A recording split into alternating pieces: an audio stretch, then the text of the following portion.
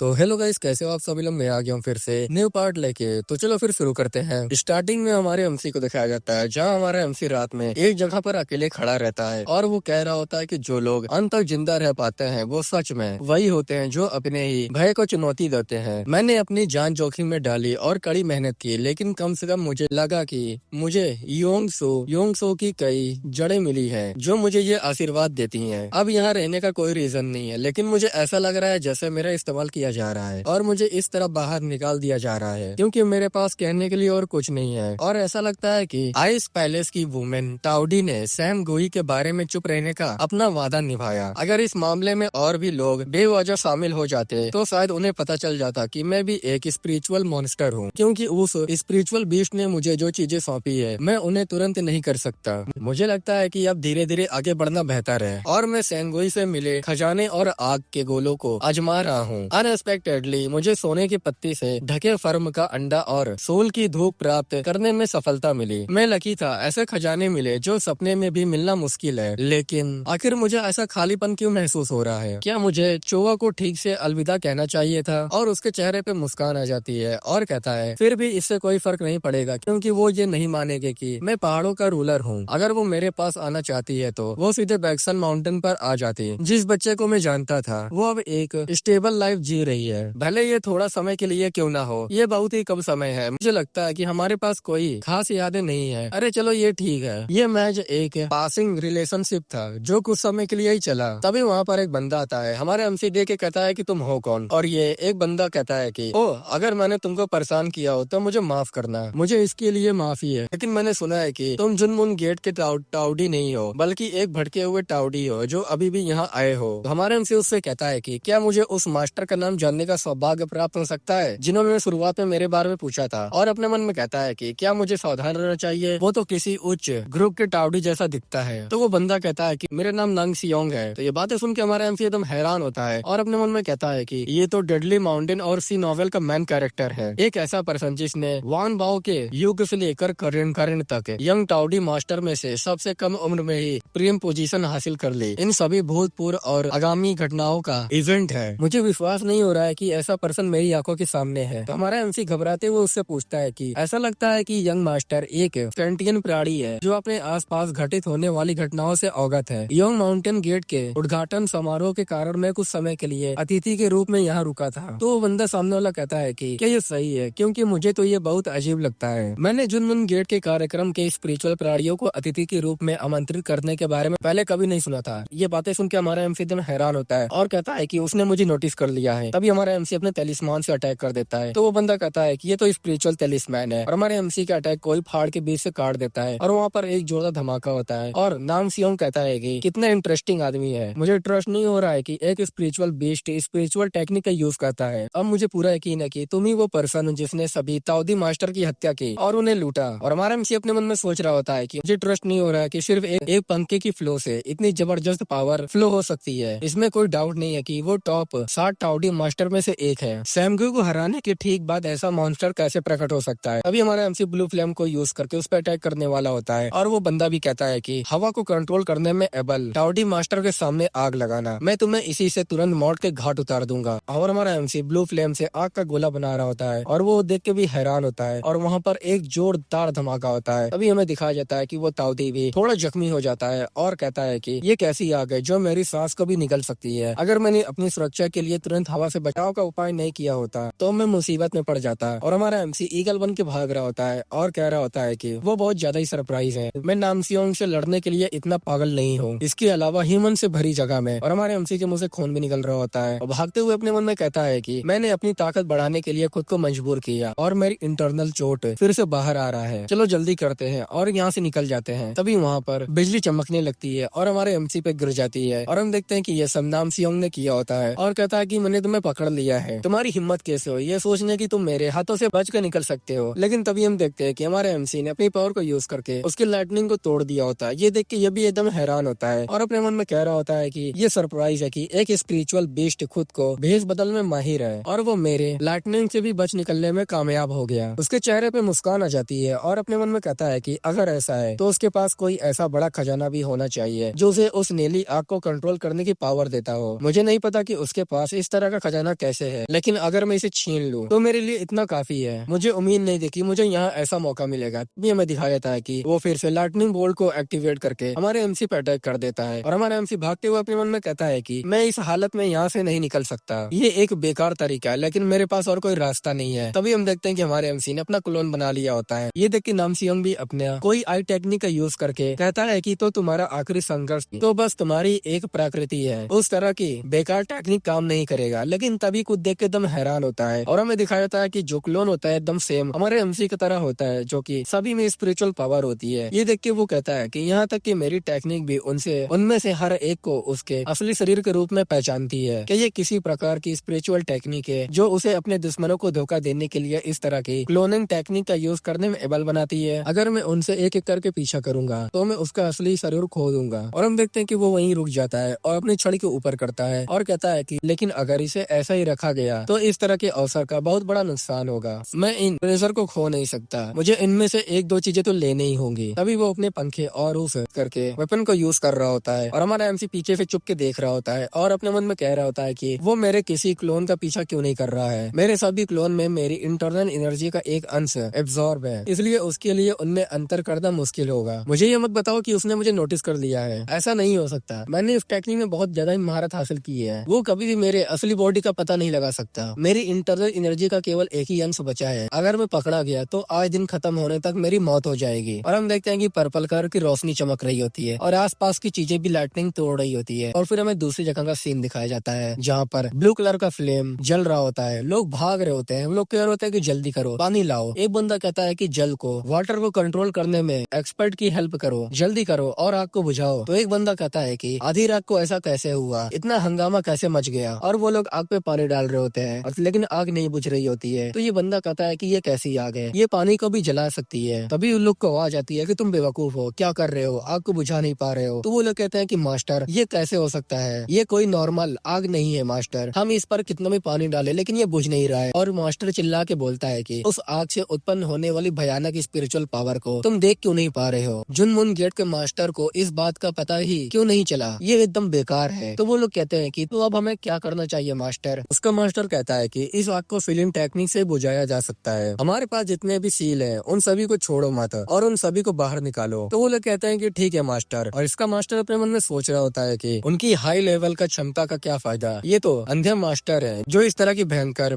Power को भी नहीं पहचान सकते। ऐसे ही बेवकूफ भरी बातों को अंजाम देने वाले हमारे जुनमुन गेट के मास्टर हैं। और उन लोग से कहता है कि जल्दी करो, सील को तुम चाहो तो सभी सील को ले जाओ, सभी तादियों फिलिंग टेक्निक तैयार करो। और दूसरी तरफ वो लाइटिंग को भी देख रहा होता है और वहाँ से तेजी से गायब होकर वहीं पर जाने लगता है। और हमारे एमसी का दिखाया जाता है जहाँ हमारा एमसी लाइटनिंग से बच रहा होता है और गिरते हुए कहता है कि ये बहुत बड़ा पागल आदमी है, मैं विश्वास नहीं कर पा रहा हूँ कि उसने पूरी पहाड़ को ही उड़ा दिया है। और हमारे एमसी पे एक बड़ा सा पत्थर गिर रहा होता है और उसको हमारा एमसी बड़ी मुश्किल से रोक रहा होता है और कहता है कि डैम इट, जैसे ही मैं अपनी स्पिरिचुअल पावर का यूज करूंगा मैं पकड़ा जाऊंगा, मुझे इसे अपनी फिजिकल पावर से ही रोकना होगा, जल्दी से मुझे कुछ करना होगा। लेकिन हमें तभी दिखाया जाता है कि उसमें एक पत्थर और आ रहा होता है। ये देख के हमारे एमसी के दम फट जाती है और कहता है कि अरे यार ये तो बहुत मुश्किल है। लेकिन तभी हम देखते हैं कि हमारे एमसी को कोई पकड़ता है और पीछे खींच लेता है। तुम लोग गेस करो कि ये कौन हो सकता है। ये देख के हमारा एमसी कुछ बोलने ही वाला होता है, हमारे एमसी को वो मुंह पकड़ लेती है और कहती है कि चुप हो जाओ और वो पत्थर वहीं गिर जाता है। और दूसरी तरफ नामसियोंग का दिखाया जाता है जहाँ वो तबाही मचा के कहता है कि यहाँ से साइन क्यों नहीं मिल पा रहा है, क्या वो यहाँ से भाग गया है। और अपने मन में कहता है कि नहीं, मुझे पूरा यकीन है कि मैंने उसके सारे क्लोन को डिस्ट्रॉय कर दिया था। वो पर्सन इतना चालाक था कि उसने जुनमुन गेट को मास्टर की आंखों को भी धोखा दे दिया। लेकिन ऐसा हो ही नहीं सकता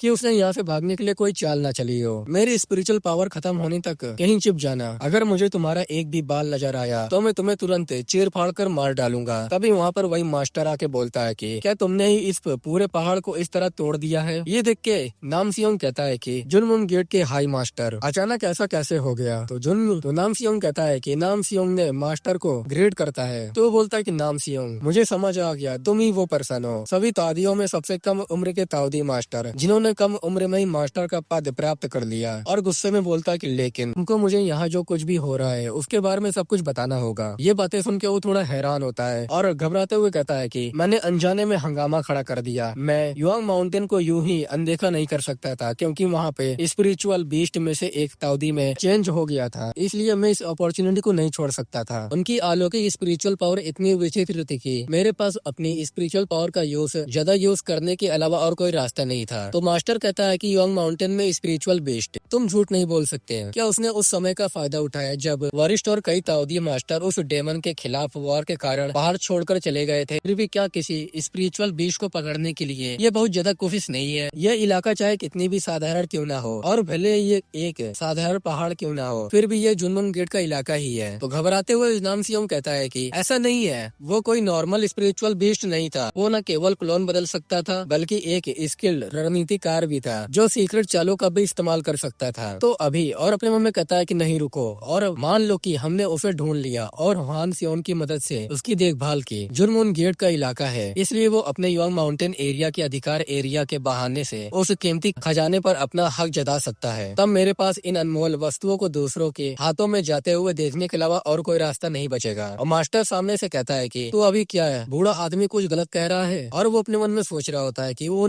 इन अनमोल ट्रेजर का इस तरह से बर्बाद होना बेकार है। तो माफी मांगते हुए कहता है कि मुझे माफ करना मास्टर, मुझे इतनी दूर जाने की उम्मीद नहीं थी। मैंने उस दरिंदे को खत्म कर दिया है, इसलिए प्लीज अपना थोड़ा गुस्सा निकाल ले। तो मास्टर बोलता है कि हाँ ऐसा ही होना चाहिए। नाम सिंह अपने मन में कहता है कि ये बूढ़ा आदमी बहुत ज्यादा ही एरोगेंट है। क्या तुमको लगता है कि मैं तुमको इस तरह से मुझे सताने दूंगा? ऐसा सिर्फ इसलिए है क्योंकि उस स्पिरिचुअल बीस्ट का ख्याल रखने की जिम्मेदारी मेरी है। मैं अभी अपना सर इस तरह नीचे झुकाऊंगा और बाद में मैं तुम्हें सबक सिखाऊंगा। मास्टर कह रहा होता है कि ये सब गड़बड़ करने के बाद मुझे लगता है कि वो जानवर बिना किसी निशान के गायब हो गया होगा। तो चलो अब मेन पैलेस के बारे में बात करते हैं। जुनमुन गेट का कारण सुनने के लिए नाम सिंह अपने मन में सोच रहा होता है कि लेकिन मैं एक दिन तुम्हारा ये कर्ज जरूर चुकाऊंगा। और सामने से कहता है कि हाँ मैं समझ गया मास्टर। और अपने मन में कहता है कि हालांकि मैं तुम्हें इस तरह मुझसे दूर जाने नहीं दूंगा, लेकिन यकीन मानो मैं तुम्हें हमेशा ढूंढ लूंगा और तुम्हारे पास जो कुछ भी है सब कुछ ले लूंगा। फिर हमारे एमसी को दिखाया जाता है जहाँ हमारा एमसी जमीन से हाथ निकालता है और निकल के गहरी गहरी सांसें ले रहा होता है और कहता है कि मुझे एक पागल आदमी ने पकड़ लिया और मुझे बहुत परेशानी का सामना करना पड़ा। मेरे पूरी बॉडी में दर्द हो रहा है। पीछे देखते हुए कहता है कि मैं इसके लिए तुम्हारा फिर से आभारी हूँ, तुम्हारा शुक्रिया, तुम्हारी वजह से मैं आज बच गया हूँ। और हम देखते हैं कि ये होंग होती है और कहती है कि ये कुछ भी नहीं है। और हमारा एमसी अपने मन में कहता है कि अगर होंग वो बात ना फैलाती तो मुझे लगता है कि ह्यून सुन मुझे पकड़ लेता और मैं इस बार भाग नहीं पाता। भले ही हम एक स्किल का यूज करें, लेकिन हाई लेवल के टाविस्ट का सामना करना बहुत ज्यादा मुश्किल का काम है। तभी हमारे एमसी को कोई चिल्ला के बोलता है कि सैनगन। और हम देखते हैं कि ये कोई लड़की होती है और तुम लोग गेस करो कि ये कौन हो सकता है। ये ब्लैक टाइगर होता है जो होंग के साथ होती है और कहती है चिल्ला के, तुम हमेशा हर जगह पिट करे क्यों रह जाते हो? अगर इस बार हम नहीं होते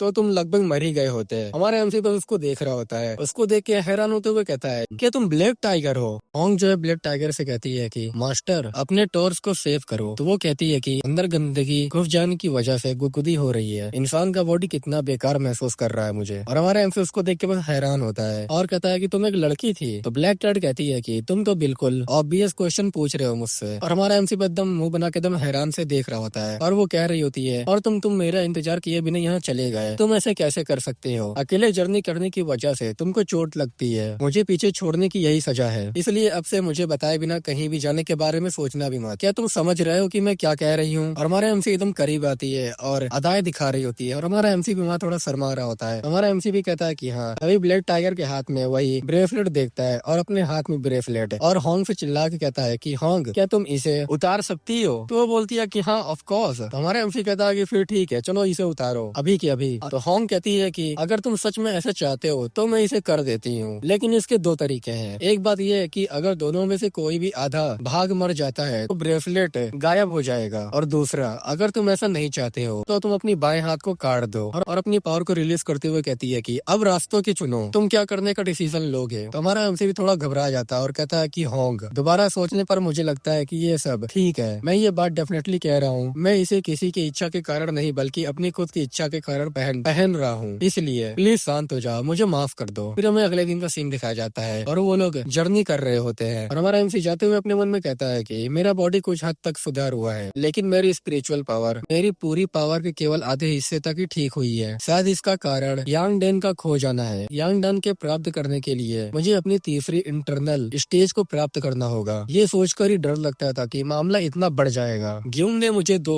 बीबो दिखाया, वही मेरा जीवन रेखा बन गया। हालांकि मेरी एबिलिटी के साथ इसे अंजाम देना बहुत खतरनाक होगा। फिर वो लोग सुबेंग माउंटेन पर आ जाते हैं और हमारा एमसी कह रहा होता है कि मुझे उससे पहले उन बदमाशों को परखना होगा और पूरी तैयारी करनी होगी। यहाँ सिचुएशन ये सुबोंग अदर स्पिरिचुअल माउंटेन की तुलना मामला में स्पिरिचुअल एनर्जी में कमजोर है और इसलिए इसका यूज ट्रेनिंग एरिया के रूप में किया जाता है। जोंग सियोंग का लड़का शायद मेरा पीछा करे, लेकिन उन्हें कभी ये नहीं लगेगा कि मैं लोगों के बीच हूँ। चलो अच्छा, फिलहाल यही रहना बिल्कुल सही है। और वो लोग भी आ रहे होते हैं। ब्लैक टाइगर कहती है कि पिछले कुछ दिनों से घूम रहे थे और जिस जगह हम ठहरे हैं वो यही है। इससे बेहतर कहीं जगह होनी चाहिए। यहाँ बहुत भीड़ भाड़ है और इतने सारे लोगों के होने के बावजूद ये बेकार महसूस हो रहा है। हमारा एमसी कहता है कि सीरियसली तुम लोग पहले से ही बोल रहे हो, मेरा कान अब दुखने लगा है। अगर तुम मेरा पीछा करने वाले हो तो चुप रहो और मुझे नहीं पता, मैं यही रुकूंगा, तो तुम कहीं और चले जाओ या चाहे जो भी हो। फिर अगला सीन दिखाया जाता है जहाँ वो दोनों सो रहे होते हैं और हमारा एमसी वहाँ से उठ के बाहर जा रहा होता है। हॉन्ग जागती है और हमारे एमसी को देखती है और नाटक करके फिर से सो जाती है। और हमारा एमसी माउंटेन के ऊपर आके खड़ा रहता है और कहता है कि मून बादलों से छिपा हुआ है, इसलिए इन एनर्जी का कोई भी अंश इकट्ठा नहीं हो पा रहा है, लेकिन मुझे जल्दी से तैयारी शुरू कर देनी चाहिए। बोगू सोल इंसेन। फिर हम देखते हैं कि हमारा एमसी कोल्ड्रॉन निकाल लेता है और अपने मन में कहता है कि क्या मैं सच में ये एबिलिटी विकसित कर पाऊंगा। मेरे पास जो कुछ है उसमें से सबसे कीमती चीज से शुरुआत करते हैं, यानी सोने की खोजने वाली गोल्ड डिगर। अगर मैं इसे अभी ले लूं तो मुझे स्पिरिचुअल एनर्जी प्राप्त हो सकती है, जिससे मैं इंटरनल इनर स्टेज के तीसरे स्टेज में इंटर कर सकूं। और वहां से वही अंडा निकाल के कहता है कि जोखिम उठाना और खोजबीन करना ही काफी है। और उस कोल्ड्रोन में हमारा एमसी अंडे को डाल देता है और